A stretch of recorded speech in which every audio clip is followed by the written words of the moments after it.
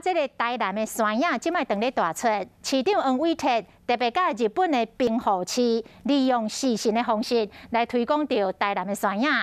日本的兵库市佮专工甲用爱文山影来做的点心寄过来台南，希望借着美食的互相交流，互台湾甲日本的好感情继续传落去。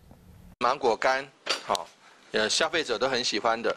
还有，这是郑成功的洋芋片，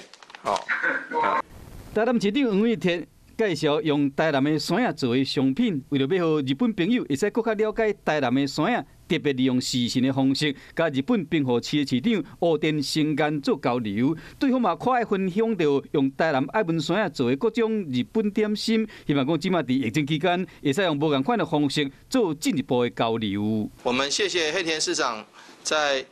平户市很用心的以台南的爱文芒果研发了日式的点心，让双方能够以线上的方式互相行销特产美食、城市交流。双方嘛互相送纪念品，加做伙翕相。虽然受到疫情的影响，无到面对面，也无透过视讯的方式，嘛使互相交流，并且将台日友好的精神继续传承落去。